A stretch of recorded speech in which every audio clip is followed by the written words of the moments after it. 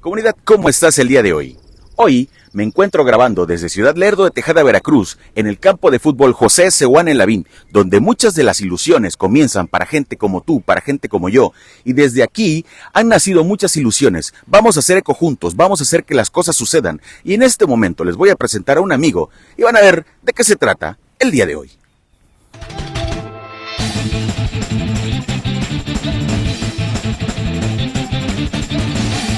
Pues como lo viste en la intro, él es Julio César Medina Villegas y vamos a platicar con él el día de hoy. Julio, ¿cómo estás hoy? Gracias por estar el día de hoy conmigo. ¿Qué tal, mi estimado Rafa, mi estimado chombo mexicano? Aquí tenemos ya un chombo jarocho, déjenme decirles, ¿eh? Oye, Julio, gracias por la gran comparación. Creo que todavía falta mucho, pero bueno, gracias por eso. Julio, a ver, empezamos a grabar el día de hoy en el campo de fútbol José Seoane Lavín porque yo sé que nuestra gente lerdense es muy aficionada al fútbol y desde aquí han iniciado muchas ilusiones. ¿Cómo nace Julio César Medina Villegas en Lerdo de Tejada en el deporte? Fíjate que, como todos, Lerdo fue un pueblo donde la afición era mayor de béisbol, sobre todo en esos clásicos que habría de obreros, ¿no? Entre San Pedro, San Francisco, y venían venían equipos, de otros ingenios como San Cristóbal, San Gabriel y otros ingenios, el propio Mozorongo que está en Covarrubias, y entonces antes era una liga de béisbol y como niño fuimos creciendo en el béisbol, y precisamente el Seoane Lavín fue un estadio de béisbol en sus inicios, ¿no? Precisamente Seoane Lavín en nombre de unos unos propietarios cubanos, ¿no? Del ingenio San Pedro, y bueno, tuvieron la iniciativa de hacer este estadio, ¿no? Este estadio de béisbol de inicio, y de niños fuimos creciendo. Bueno, uno de nuestros mentores de béisbol, a mí me acuerdo que fue don Santana Rojas, que en paz descanse. Por ahí, pero nosotros entrenábamos en el campito de la colonia, atrás de la iglesia. Ahí había un pequeño montículo y ahí nos entrenábamos como niños, obviamente con el deseo de venir a participar ya más grandes. Posteriormente, bueno, el mismo entorno, ¿no? El deporte que más se practica, pues es el fútbol, y pues nos fuimos orillando poco a poco con el fútbol. Oye, o sea, empezamos, digamos, en Lerdo siendo beisbolistas. El Lerdo sigue siendo beisbolista, pero creo yo desde mi percepción, por el entorno de la flota, así le decimos a la raza, a la comunidad con la que nos juntamos, sí, claro. La flota, como que es más futbolera, ¿no? Sí, claro, ¿no? Aparte porque es un deporte más barato, ¿no? O sea, es más fácil comprarle un balón a tus niños, unos tachones, unos tacos, ¿no? Y pues y a jugar, ¿no? Unas espinilleras, que comprar toda la indumentaria del béisbol, ¿no? Lo que lleva el catcher, los guantes no el de primera base no ocupa el mismo guante que tercera. Ah, mira. Entonces, obviamente el catcher utiliza una mascota, toda la indumentaria. Oye, y fíjate, esos datos no los sabía, ¿no? Digamos que el entorno beisbolero lo conozco poco. Pero bueno, ok, se hace deporte en Lerdo de Tejada, ¿sí? Está bien. Principalmente a la flota que conocemos es más futbolera. Porque tú jugaste fútbol, digo, yo te recuerdo a ti jugando fútbol y en el Boca Juniors. Ah, bueno. O sea, Boca Juniors es un equipo de fútbol, fue un equipo en aquel momento de fútbol que era muy, muy importante para la liga de fútbol local.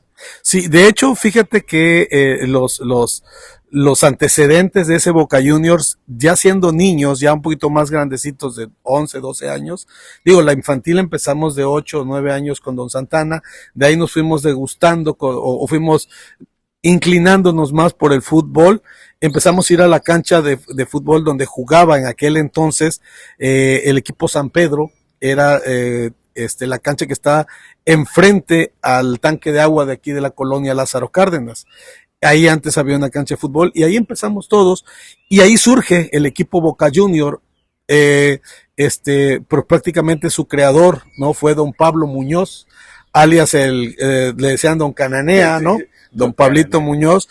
Obviamente sus hijos, mayores fueron los que inician con ese equipo de Boca Junior.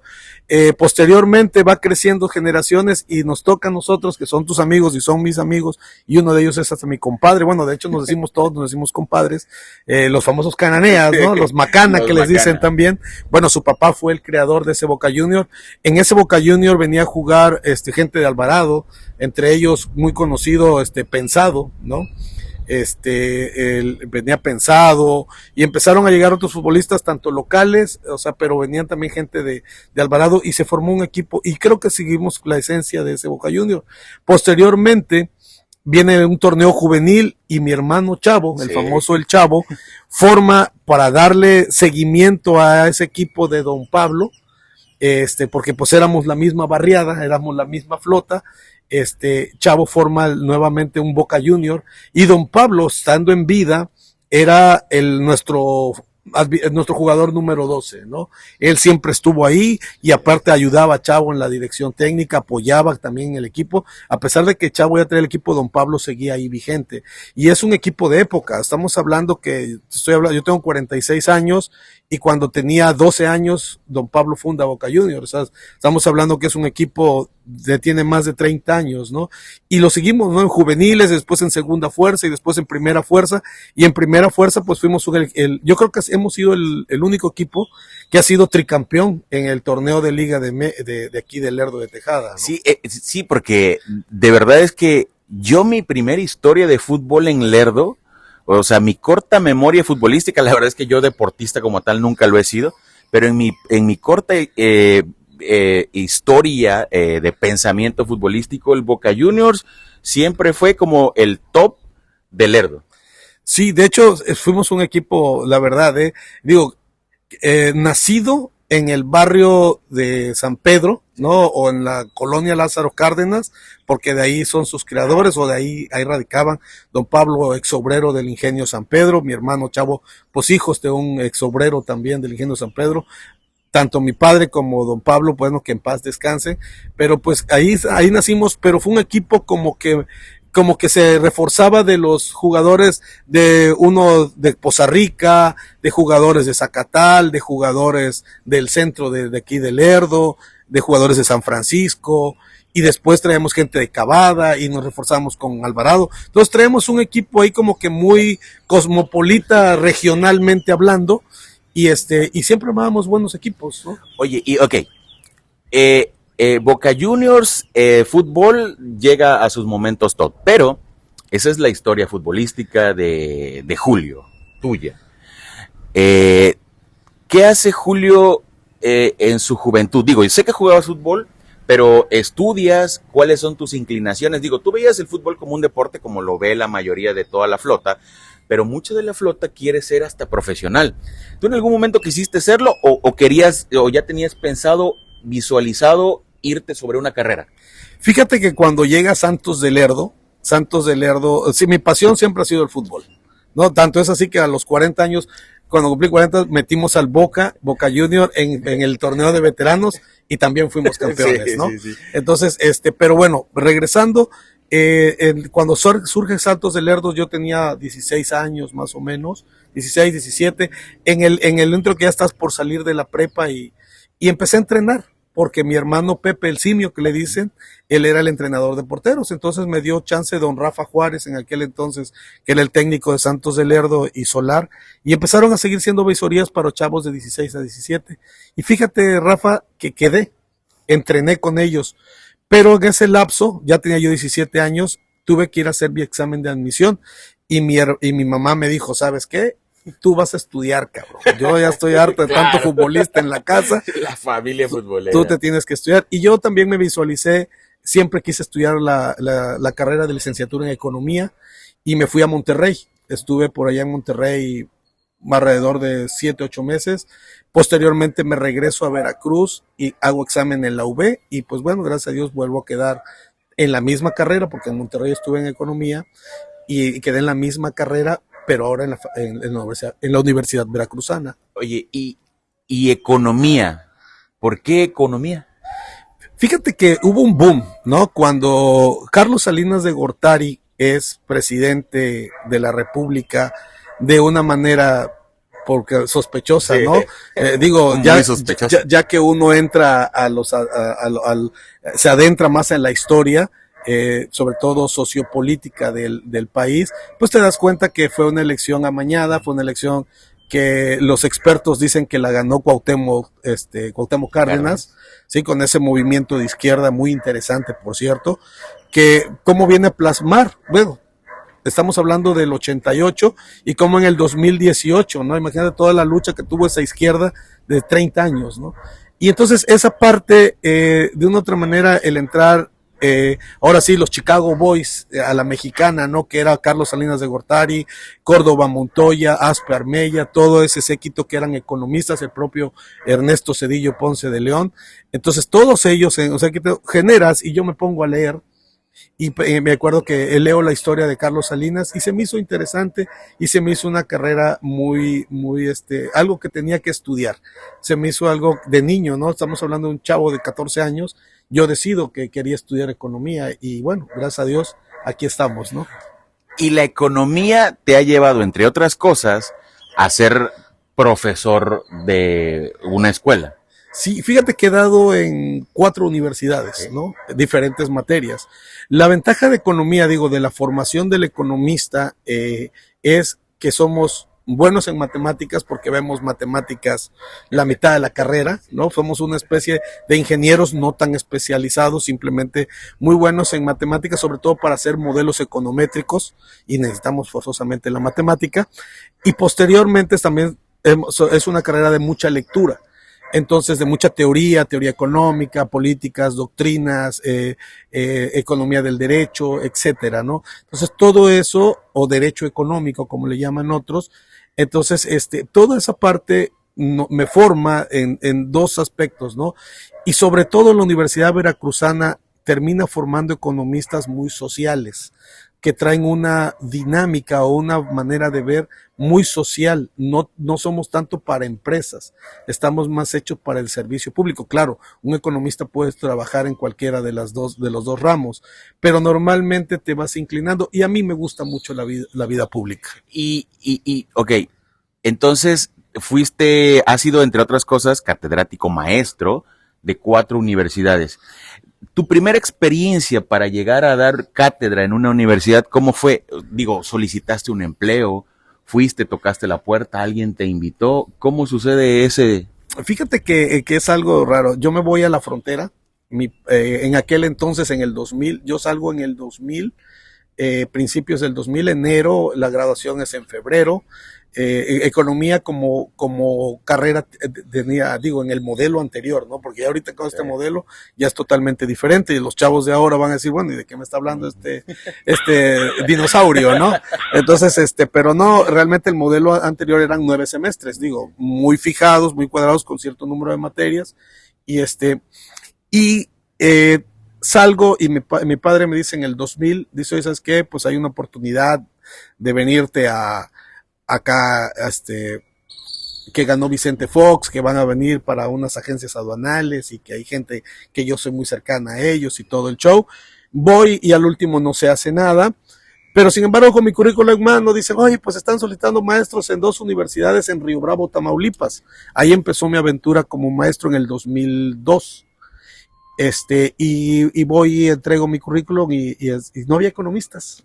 Mira. O sea, éramos 2 economistas o 3 economistas en toda una ciudad con 4 universidades. Entonces, y empiezo a dar en eso y después alguien me dice, oye, ¿sabes qué? Es que hay otra universidad que quiere otro. Y empecé dando, se llama Universidad del Atlántico, en Río Bravo, Tamaulipas, y Universidad del Noreste, el Noreste no, perdón, Universidad Tamaulipeca. Eran las 2, y la otra era el Noreste y el CITEC, algo así se llamaba, pero empecé a dar en esas 2 y materias como finanzas públicas, finanzas internacionales, teoría económica, matemáticas, ingeniería financiera. Entonces ahí empecé con eso. Yo mencioné esto porque en algún momento Julio fue mi maestro de la materia de economía en un instituto tecnológico que es una extensión está en Lerdo de Tejada. Entonces, por eso también mencioné esta parte, ¿no? Porque bueno, él aparte de conocernos desde la infancia, pues fue mi maestro en la materia de economía. Y bueno, entonces, Tu aventura como catedrático, maestro, profesor, inicia, digamos, por azar del destino. Vas buscando una oportunidad a otro estado que no es Veracruz, que es Tamaulipas, que está con frontera a nuestro propio estado, en México, y llegas y caes de rebote. Pero das clases en otro estado y regresas después a Veracruz. ¿Qué sucede después de que termina tu etapa allá? Bueno, pues básicamente, pues sí, empiezo a dar clases, realmente cada vez me estaban dando más materias, pero nace mi hijo y entonces, mi esposa por cuestiones de que ella estaba por terminar su carrera no se quiere ir a la frontera, entonces me regreso a Veracruz, ¿no? Para estar pues cerca de ella y de mi hijo y empiezo a conseguir aquí trabajos y como entendí que algo que me apasiona y realmente, Rafa, te lo digo con mucha honestidad y mucha claridad, yo creo que lo que más disfruto de todo, me gusta la vida pública, pero lo que más disfruto es dar clases. Eso jugar fútbol y dar clases para mí sería lo que más amo, ¿no? Digo, claro, mi familia, ¿no? Digo, en aspectos como labor, ¿no? Uno para divertirme, no voy a cobrar ni un peso, al cabo tengo que dar, pero el otro sí me da dinero, ¿no? El otro sí me puede mantener. Sin embargo, bueno, regreso y empiezo a dar clases en la Universidad del Golfo en el 2003.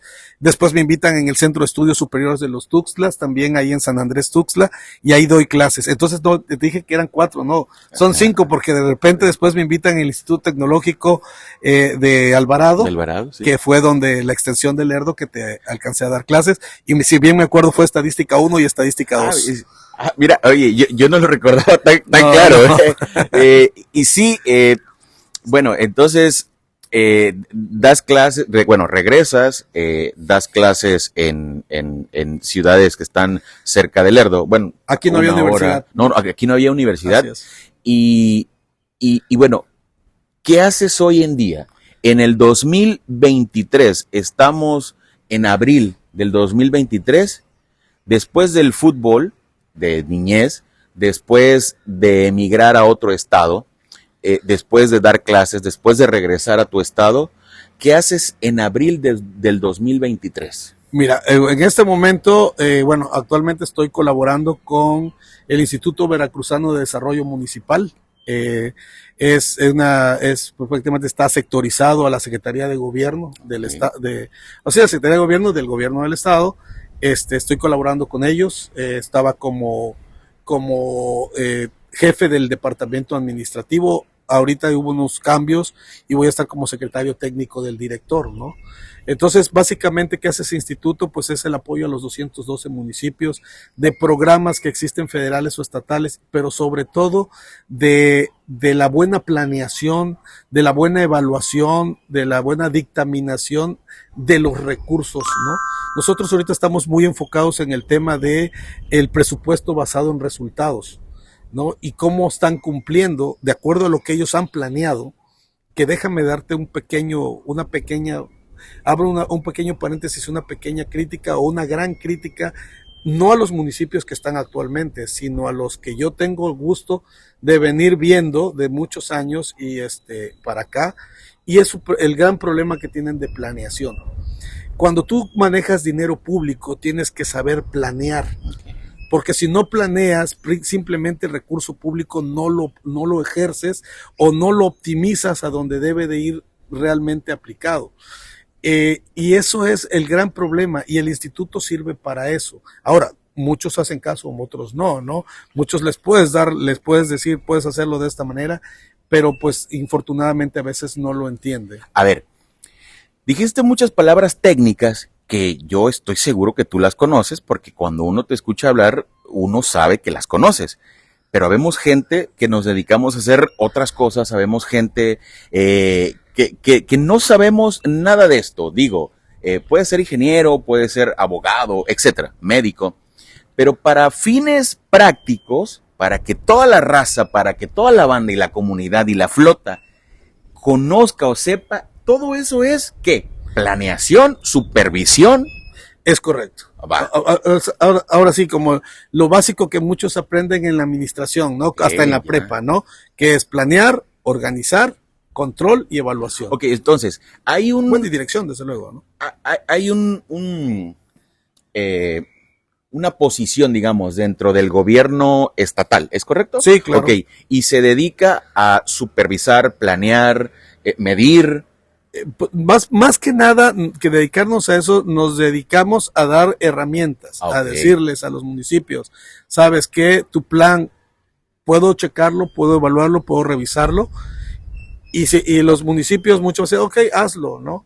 El gran problema de los municipios es que llegan despachos, y ese es el problema, digo, y yo me quiero centrar ya a temas, para no irme tan lejos, vámonos a Lerdo, ¿no? Okay. ¿Cuál ha sido el problema en Lerdo vamos a hablar desde el profesor Gaspar para acá?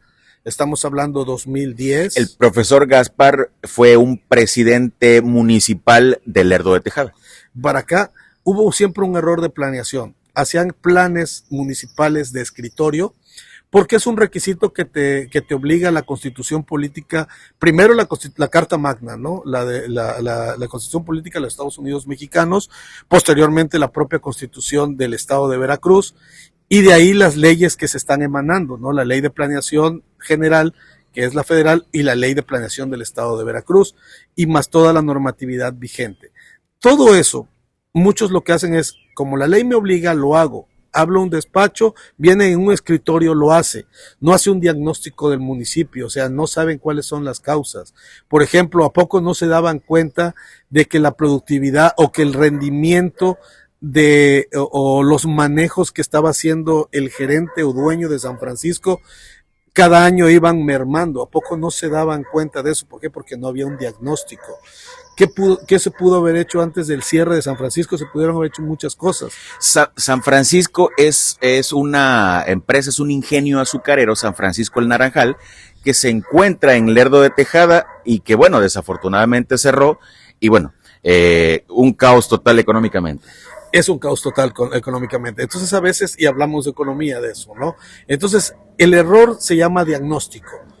En la planeación tenemos que tener un diagnóstico, pero un diagnóstico correcto. No podemos contratar a un despacho externo que venga a decirnos qué es lo que le falta al pueblo, cuando tú lo que tienes que hacer es irte a caminar, ya ganaste una elección, ve, camina y ve la situación, porque muchos van, piden el voto, se van a su casa, contratan gente de fuera y son los que vienen a tomar decisiones. Entonces, eso es lo que no debe de suceder. ¿Por qué? Porque simplemente ya empieza un error en el diagnóstico. No saben, por ejemplo, tú vas a un doctor, ¿no? Pero tú vas a un doctor, el doctor te va a decir, ¿sabes qué síntomas traes? O sea, y te va a dar un diagnóstico de la posible enfermedad que tienes, pero él tiene conocimiento de causa, ¿no? Él sabe tal vez, si el doctor es de Lerdo y tú vas aquí en Lerdo, sabe que tal vez, bueno, pues tal vez puede ser un error, no sé, traes un problema gastrointestinal, bueno, pues puede ser el agua, puede ser esto, puede ser la contaminación de algún alimento, no lo sé, o sea, ellos obviamente el entorno lo manejan más fácil a que vayas, a que lo haga, por ejemplo, que vayas con alguien y te vayas y te metas a Facebook o a Google, ¿no? Googlees y dices, si me duele el estómago, ¿qué me tomo? ¿No? Entonces, esa es o sea, eso es lo que estamos haciendo, y parece chistoso, pero estamos googleando prácticamente desde hace 15 años, nuestros alcaldes anteriores, todos han estado googleando, diciéndolo de una manera metafórica, están googleando, buscando un despacho que para quedar bien con un padrino político que tuvieron, para que el despacho se debe 50, 60, 100, 200 mil pesos, lo que ellos hayan acordado, y viene a ser un documento que nada más es para presentarlo a la legislatura y se regresa. O sea, no estamos planeando, o sea, y eso es lo que nos falta, y eso es lo que la economía hace, y eso es lo que el instituto les dice. A ver, señores, planeen, pero planeen con conciencia. Ya en la ley hay una metodología del marco lógico que se le llama. Esa metodología, como dices tú, para acá, para la flota. Para la flota. Es una metodología que les dice cómo hacer, o sea, cuáles son, tienen que atender las causas, tienes que ir a hacer foros a las colonias, tienes que acercarte a la gente tiene que opinar, y basado en todo eso haces una planeación para hacer políticas públicas que beneficien o ataquen esos problemas. Ahora, ¿qué sucede cuando no lo haces? Cuando lo haces de escritorio, pues simplemente esos problemas ahí están, claro. ¿No? Están, pero tú no sabes que están. Simplemente lo plasmas y ni siquiera haces una acción para tratar de remediarlo. Oye, a ver, ok, ¿desde dónde ¿Dónde está, digo, hablando de ciudades, en qué ciudad de nuestro estado está la oficina o desde dónde despachas? Sí, estamos en Jalapa. En Jalapa, en la capital del estado. Sí, en la Veracruz. capital del estado. Y desde ahí se hace todo. Y, por ejemplo, dices que es o tratar de aportarle a los municipios, pero mencionaste algo que es hay que ir, ver, revisar, etcétera. ¿Tú vas a esos municipios? Sí, de hecho hemos tenido convenios con varios alcaldes, ¿no? De hecho, eso es lo que hace la oficina. Y los alcaldes dicen, ¿sabes qué? Mira, pues yo quiero que me ayudes, revisa mi plan, si está bien hecho, revisa qué es en donde estoy fallando. ¿Sabes qué? Necesito, por ejemplo, nosotros como instituto también hacemos convenios con hotelerías, con todo eso, para que el funcionario público cuando tenga que viajar tenga obviamente tarifas más accesibles, ¿no? Entonces también se acercan y nosotros hacemos una credencialización y esa credencialización les ayuda a todo funcionario público, todos, a cualquiera. El alcalde va a decidir si son los 200 o 50, 60, 4, los que él decida. Nosotros credencializamos y esa credencial, normalmente los municipios, los alcaldes se lo están dando a todos sus empleados. Pero ¿eso cuesta? Sí, la credencialización obviamente es el costo pues del hacer la credencial, ¿no? Pero el beneficio es prácticamente convenios con hoteles, convenios con algunos restaurantes, convenios hasta con tiendas departamentales, entonces donde de una otra manera el funcionario puede tener costos o beneficios en sus costos, pues obviamente que les puede ayudar y que no gasta tanto, y sobre todo si el dinero va del erario público, claro, ¿no? Entonces eso es lo que nos interesa. De nuestros impuestos, ¿no? Sí, entonces eso es lo que nos interesa, o sea, que ellos se ahorren para que no gasten más de lo que deberían de gastar en sus gastos de representación, porque lo deben de hacer, ¿no? Yo no concibo un alcalde que esté encerrado en su municipio los 365 días, tiene que salir a buscar, a gestionar, porque esa es la política actual, pero obviamente tiene que hacerlo también con conciencia, con austeridad, o sea, cuidando principios que hoy ya son parte de la ley, aparte, o sea, ni siquiera es una ocurrencia del instituto, es algo que viene en la ley y que el instituto tiene las facilidades para poderles prestar esos medios o esas herramientas para que puedan tener esa política de austeridad. Oye, y a ver, ok, estamos hablando de todo esto y ya estamos hablando de un instituto del gobierno del estado, pero ¿cómo llegas ahí? Fíjate que yo llego como un asesor externo. Mi tesis precisamente la hice sobre planeación municipal y la hice sobre Lerdo. El caso, de hecho, un lector de tesis no me dejó llamarle planeación. Mi trabajo recepcional se llama Programación y Presupuestación Municipal, caso Lerdo 2001-2004, que fue el tercer mandato de don Héctor Rubén Llamas León, ¿no? No está plagiada, ¿verdad? No. Es un chiste. No me van a llevar a la Suprema Corte por eso, es un chiste de la Suprema Corte, bueno. Sí, es totalmente de acuerdo. Ok, llegas como asesor, pero ¿qué estabas haciendo? O sea, sí, estabas de asesor, pero ¿qué hacías entonces? Precisamente yo entré, hicimos, tres cosas importantes. La primera, me tocó coordinar 3 planes municipales de desarrollo de municipios que se acercaron al instituto y el instituto se los elaboró. Entonces, junto con otros 2 compañeros economistas, hicimos los 3 planes municipales en tiempo récord. Yo llegué en marzo y teníamos que entregarlo el 15 de abril. Okay. Ahorita quiero más o menos que me digas,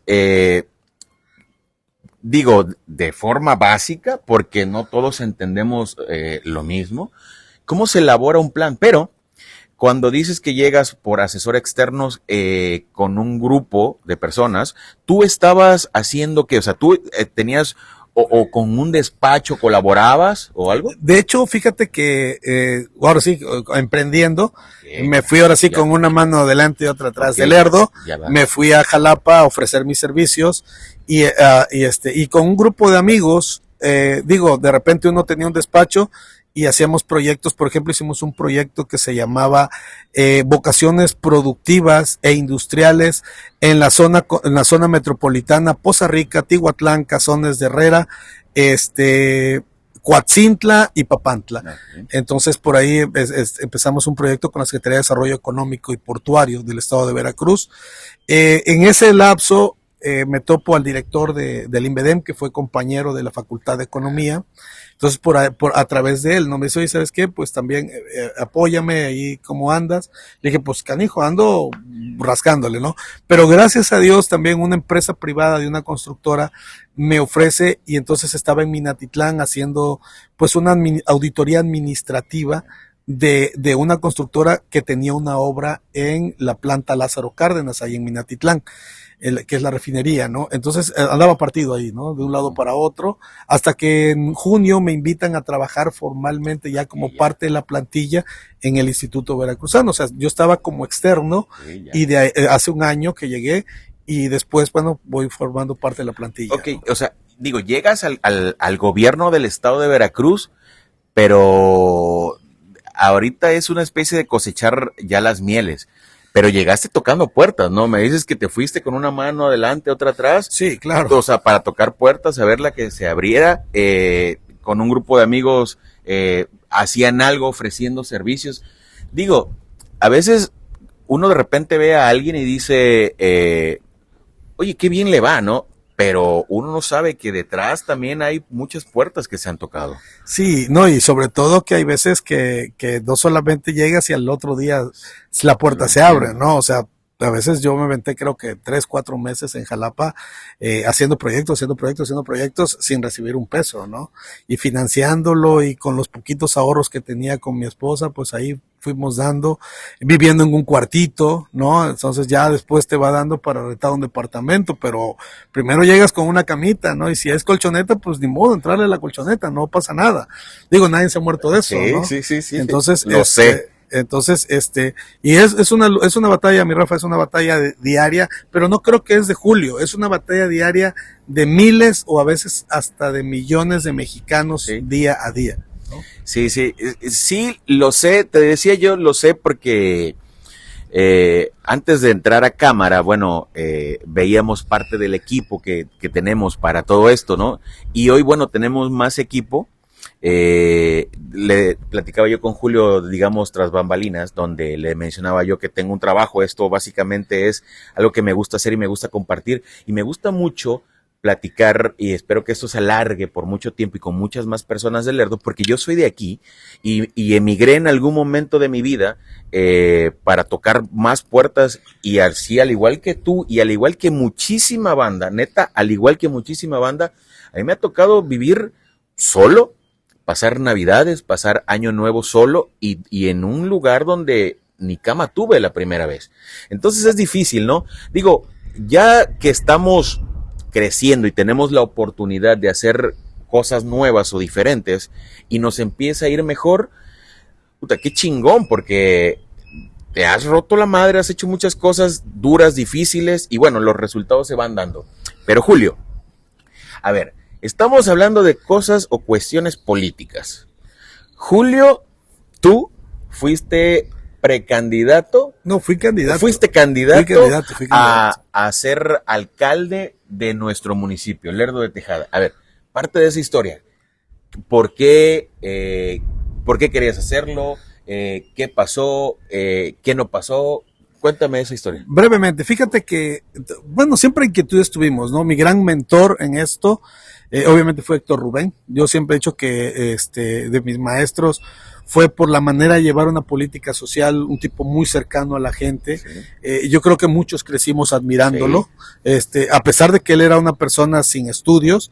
O sea, digo, sin estudios, como muchos que hoy se dicen profesionistas, se dicen que no sé si realmente lo sean, sí. ¿No? Y hace cuenta que él, con mucho sentido común, creo que ha sido uno de los mejores alcaldes, si no es que el mejor que ha tenido la historia. Desde mi punto de vista, sí. Sí, digo, y yo puedo dirimir en términos financieros, pero sin embargo en el término social fue excepcional y fue un gran maestro. Yo le aprendí trabajando con él, no le aprendí con las pláticas con él, yo le aprendo trabajando. Es como se aprende, no platicando, ¿no? Sí. Si, imagínate si platicáramos, pues a todo dar, ¿no?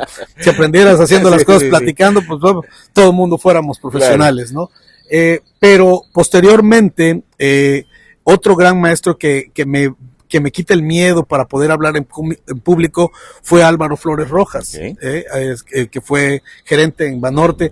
Él fue, fíjate, en el 2005 precandidato por el PRI y estaba contra Nelson Camacho, también un joven que es 2 años mayor que yo, pero que crecimos juntos en la Sor Juana, ¿no? Su mamá y sus papás, bueno, una extraordinaria familia, que eso era la Sor Juana cuando inició, una extraordinaria familia. No dudo que lo siga haciendo, ¿no? Pero digo, hablando de mi experiencia, ¿no? Porque era más chiquito, ¿no? Éramos grupos muy compactos. Y posteriormente, hay doña Fernanda Yepes Montalvo. Azares del destino, Álvaro no es el candidato, termina tomando una alianza con la señora Fernanda, que en paz descanse, una extraordinaria mujer, también quiero decirlo, y hicimos campaña, ¿no? A veces muchos dolidos, decíamos, pero ¿por qué el proyecto es Álvaro? Pero a veces la política así es. También tienes que saber asimilar cuando pierdes una primera batalla. Se gana esa vez con un partido que habían inventado, ¿no? Inventado porque ya ni existe, el Partido Revolucionario Veracruzano, una cosa así, el PRB. Se gana y ahí es donde yo empiezo un poquito más en mi interés. El equipo de doña Fernanda me invita a formar parte de su administración y ahí es donde tengo mi segunda experiencia, porque ya había trabajado con Héctor Rubén, ¿no?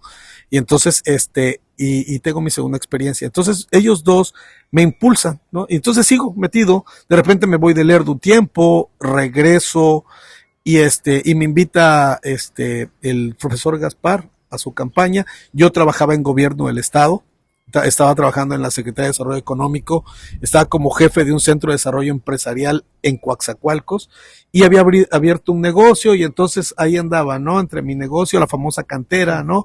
Y ahí andaban, llegaba los fines de semana y pues dedicaba el negocio, mi hermano Chavo se dedicaba entre semana y así estuvimos. Cuando me invita el profesor Gaspar a su campaña y la gana, pasa algo, ¿no? Me doy cuenta al momento de entrar que empieza a entrar mucha gente de fuera con muchos intereses y empieza a llegar un despacho que se llevaba casi todo el presupuesto, cosa a la que no estuve de acuerdo y renuncio a los 5 meses. De hecho, se queda mi esposa por cuestiones de que yo también le había invertido un billete a su campaña. Le dije, no, pues déjala a ella, aparte a mí ya ni me quieres, porque pues te estoy tirando grilla y no me voy a quedar callado, cabrón, ¿no? Entonces, quiera salud, pues ella ahí va a estar y cualquier cosa que necesiten, pues y me invitan a trabajar en la Secretaría de Educación de Veracruz, en la Subsecretaría de Desarrollo Educativo, estuve como asesor administrativo ahí un tiempo. Y en ese lapso empiezo a ver y me desencanto, me regreso a Lerdo y empieza la flota, ahora sí, la flota. Sí. Oye, cabrón, pues, ¿por qué no te lanzas? Y hacemos campaña por invitación de un grupo que hice con una extraordinaria mujer que se llama doña Lulú Reyes, que en paz descanse también. Empezamos a hacer un grupo político porque ella también ya estaba desencantada, que habíamos siempre andado en campañas y no se nos daba el lugar o no teníamos la voz suficiente para cambiar el proyecto que supuestamente habíamos, ya cuando llegaba, no sé qué tiene esa silla, cabrón, ¿no? Yo un día dije, no, tal vez lo digo de broma ahorita, el día que llegue alguien que ponga una silla de plástico para que no lo maree, cabrón, porque quién sabe qué tiene ese forro, cabrón, porque los marea a todos, ¿no? Entonces, y prácticamente empezamos a hacer un grupo y empezamos a crecer. Nos voltea a ver una candidata a diputada federal por el PAN, que es la doctora Rosario Valerio. Nos invita y empezamos, no tenemos compromiso con ningún partido político y la apoyamos a ella, no al partido político, a ella, ¿no? Porque esa es la parte que quiero que entendamos todos. Cuando tú participas en una campaña política, participas por un proyecto. ¿Tienes que utilizar un partido? Sí, porque el sistema partidista que tiene nuestro México, pues así te obliga a hacerlo, ¿no? Terminas comprando una franquicia para participar con ella, ¿no? Y entonces me pasa y después gente muy buena, que tengo muy grandes amigos en el PAN, me invitan a que fuera yo precandidato en ese momento. Íbamos a una elección interna y Rafa, creo que tú te conoces ya la historia de todas las chingaderas que me hizo el comité directivo estatal del PAN, obviamente comprado por el gobierno priista en aquel entonces, y pues me hacen la vida imposible y me hacen tener una campaña que si es candidato, no es candidato, sacamos a mi esposo un rato, o sea, fue una locura que no me dejaron hacer una campaña como nosotros la habíamos planeado y que lo hubiéramos ganado. Yo no dudo que hubiésemos ganado si el comité directivo estatal no se hubiese prestado en ese entonces al gobierno duartista a meternos el pie. Y bueno, pues pasa, así es política, aprendes, dice que de las derrotas aprendes, y fue mi aventura como candidato, hicimos un buen papel, posteriormente me invitan a trabajar, no me compran, no me invitan a trabajar, y pues como gente que me gusta el servicio público trabajo, y me invitan a trabajar en una comisión de agua, y posteriormente un amigo de la universidad, no fue Carballo, como todo el mundo dice, sí. No, un amigo de la universidad me invita a trabajar a Michoacán, con la Comisión Especial de Seguridad, que en aquel entonces la lideraba Alfredo Castillo, y quien me da mi nombramiento es el gobernador de Michoacán, que es Fausto Vallejo, ¿no? En aquel entonces gobernador, mis respetos para don Fausto, señorón, y trabajamos con ellos un tiempo y créeme que la experiencia en Michoacán nos hace mejores, pero yo me fui por amigos, no me fui porque aquí alguien que por yo perder esa elección me mandaron de premio, no, eso no me lo regaló nadie, eso me lo regaló que ese amigo en su momento en la universidad yo le pasaba y sabía que yo era un estudiante dedicado, un estudiante medio nerzón, ¿no? Que le sabía los números, que le entraba. Entonces, eso fue no fue una elección en Lerdo, fue prácticamente mi desempeño como estudiante en la universidad y la gran amistad que tuve con este amigo, ¿no? Entonces, que digo, no tengo empacho de decirlo, se llama Gerardo Gallegos Jiménez, ¿no? Lo que dice Julio, entre otras cosas, es porque fue muy sonado aquí en el municipio de que Julio había perdido la elección porque había sido comprado y de premio alguien lo mandó a otro estado a colaborar con un gobierno que fue de un partido político al que supuestamente Julio se había vendido, ¿no? Es por eso digo un pequeño contexto para que entendamos toda la historia de lo que nos acaba de platicar. Oye, y bueno, se pierde la elección, te vas a trabajar, regresas, otra vez empiezas a tocar puertas. ¿Qué es lo que hace hoy?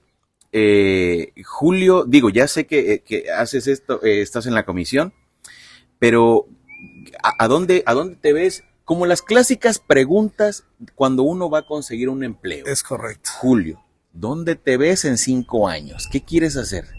Fíjate que yo me veo en Lerdo disfrutando.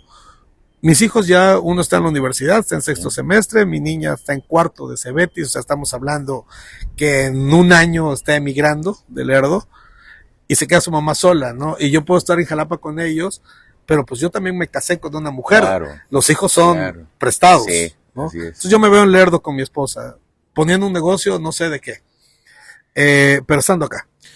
En Lerdo, con la esposa, con la familia, como tiene que ser, ¿no? Digo, la parte de lo familiar creo que no debemos de perderla de vista nunca porque la sociedad, no sé cómo la veas tú, pero yo en el 2023 la veo muy jodida. Fíjate que hay algo importante, Rafa. Estos días que son religiosos, ¿no? Para muchos, nos habla del contexto social en el que estamos. Y no es que seas católico, cristiano, testigo de Jehová, puedes profesar cualquier religión, pero sobre todo, cada vez las religiones somos gente más grande, hay pocos jóvenes.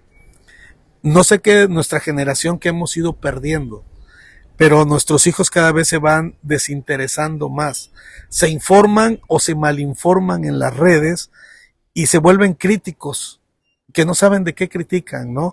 Con una base muy superflua de una realidad.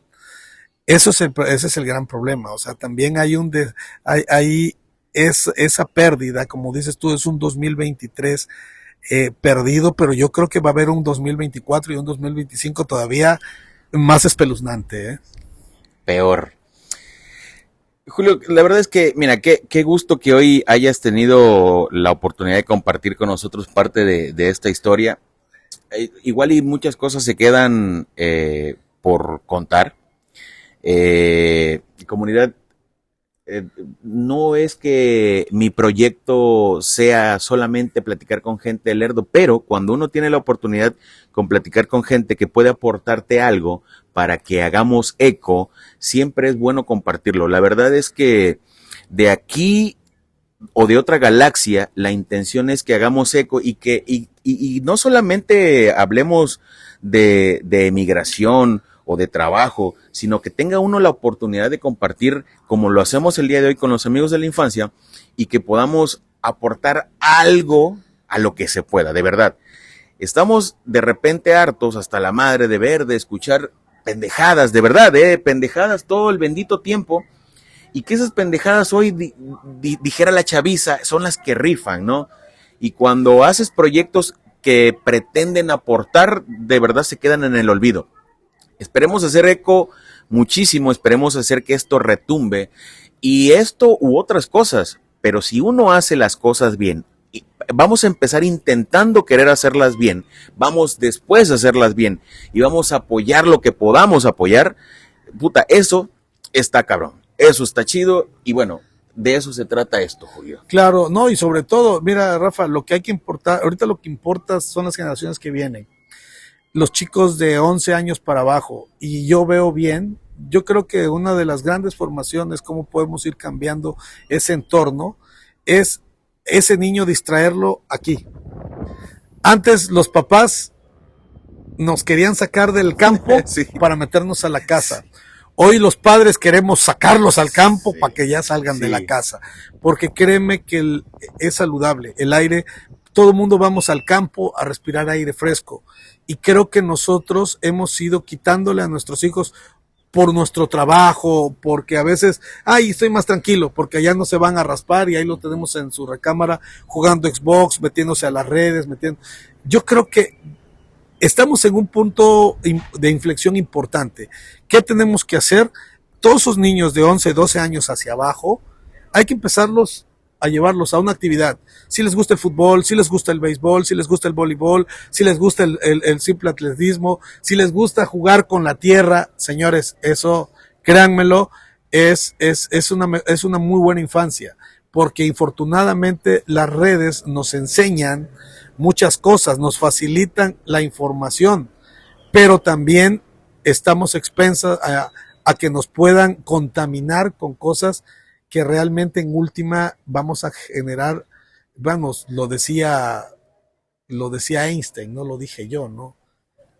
Tengo miedo algún día generar tener una generación de idiotas, ¿no?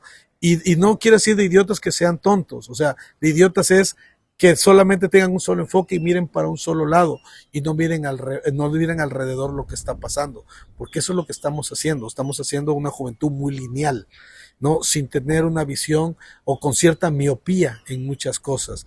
Y estamos a tiempo, todos esos padres que tienen niños de 12 para abajo, señores, sáquenlo al campo. Eso yo creo que sería lo ideal. Es lo ideal, es lo mejor.